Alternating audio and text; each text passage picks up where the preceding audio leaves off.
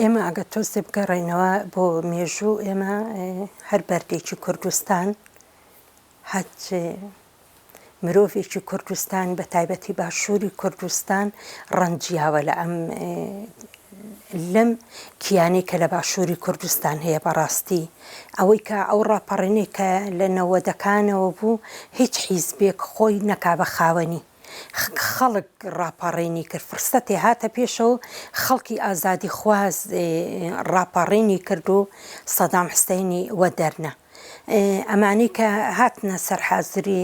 وەکو بوون بە حازرخۆری بەرسێبەر ئەمانە بوون بە حازرخۆری بەرسێبەر بەڕاستی هیچ تێکۆشانێکیان نەکرد و ئەگە تێکۆشانی ئەم کردایە ئەو دەمپیستانی کە لە چواردەوری بە تایبەتی پارتین بە ناو ڕۆشنبیر و بە ناو خۆیان دائەنێن بە ئەوەی کە قدووە بن بەڵام قدووە نین ئەو کەسە قدوەیە کە گیانی خۆیە ئەو کەسە قدوەیە کە ڕەنجەیە بۆ ئەم وڵاتە ئێمە باشووری کوردستانی ئێمە داگیر کراوە بە دەستی خائینان و خۆفرۆشانەوە کە ئێستا خستویانەتە سەر سینێکی ئاڵتونی و ئەڵێن فەرموو ئەگە دەنگێکی ناڕەزاییش بێت ئەنی ناهێڵن خەڵکی ئازادی خواست بەڵام خەڵکی ئازادی خواست وای لێ هاتووە ئەمڕۆ خەڵک وای لێ هاتووە هەم لەم دەسەڵاتە کە خاوەنداری ناکە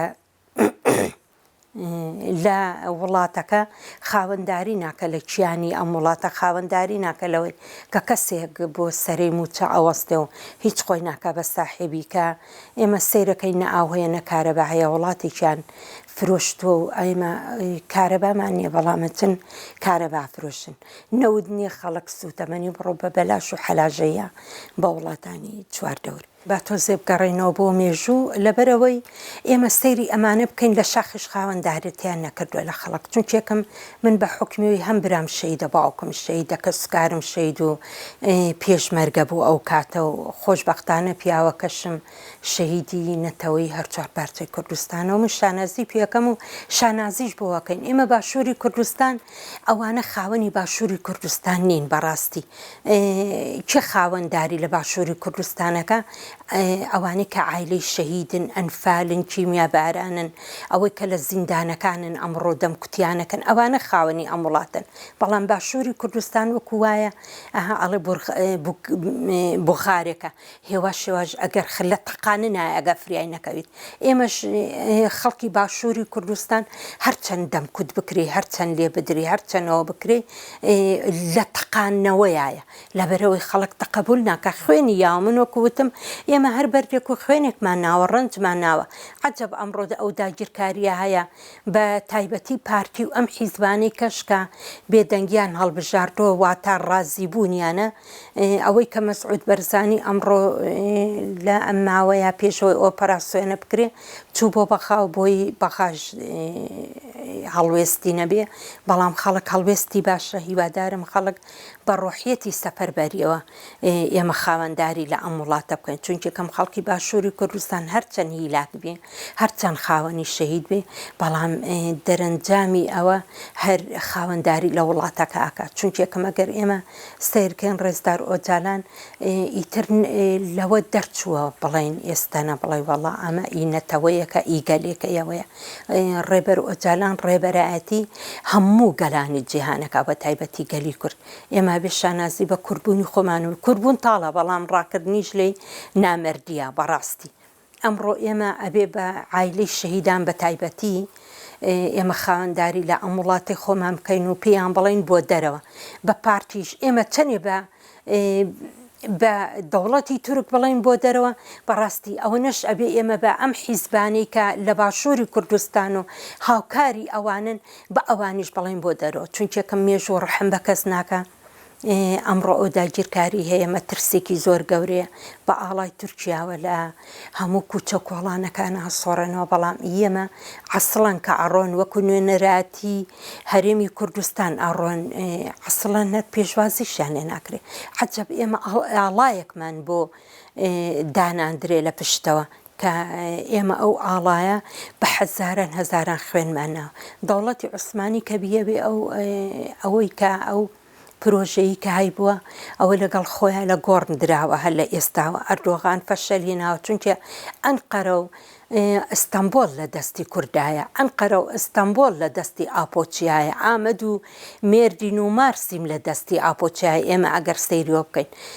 ئەو بەرخودانی کە هەیە ئەمڕۆ لە زاپ و مەتینان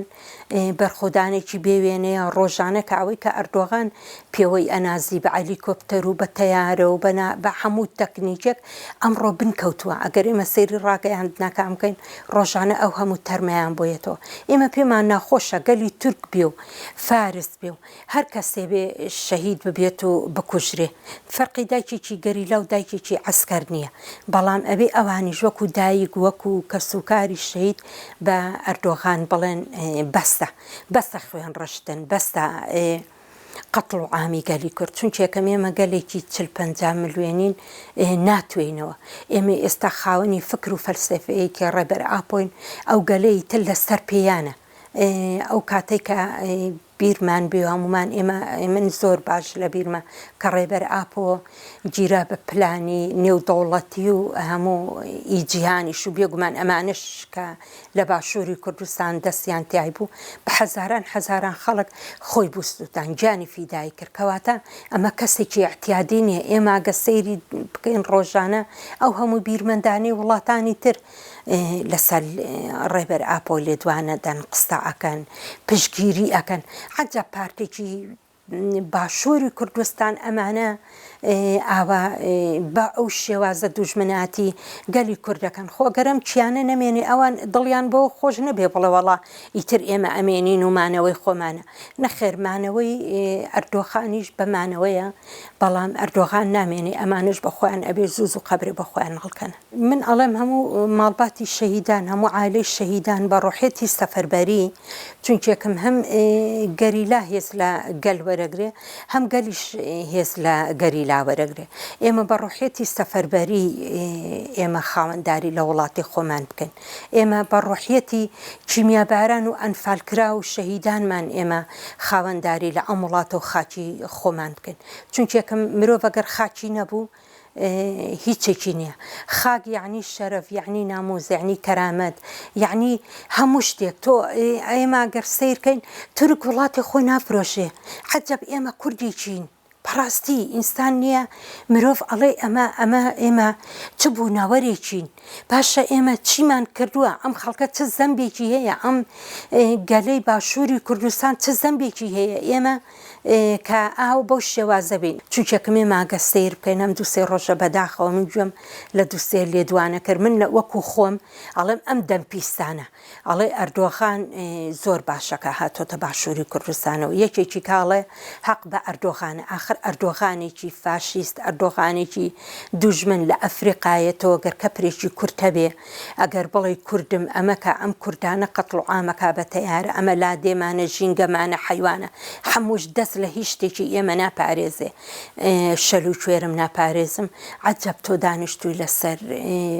مێزێک و بە ناوی ئەوەی کە بڵێ من کوردایەت یەکەم و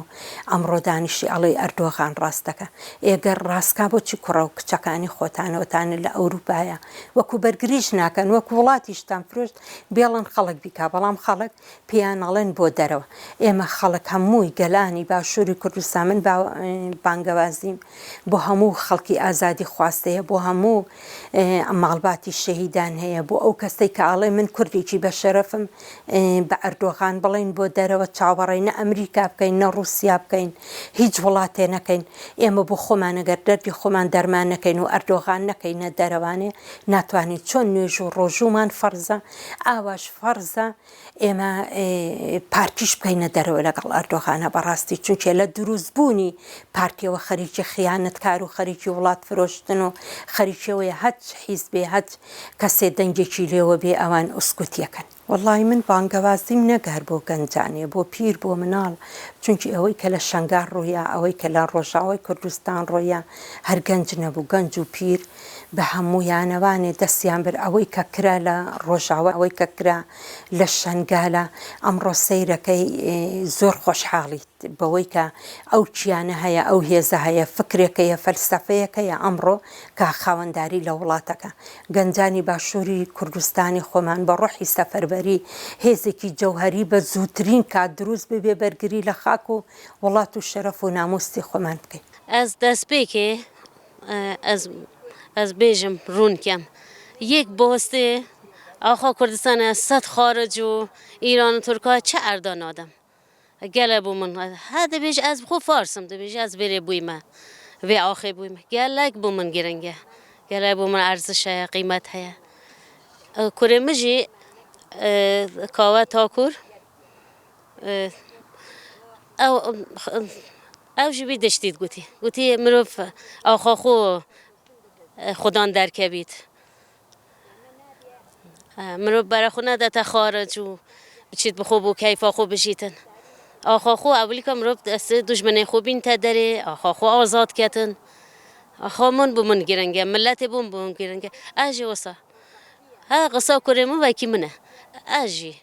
ملت من آخا کو ولی استعداد نبویمه بس اوا 2000 ور از جان کم و بیت 24 سال از به کردستان در جان کم بو من شیر شکر از گله حجت کن گله بو من شیری نه گرنگه لکه او همی شهید مدا کرم شهید بو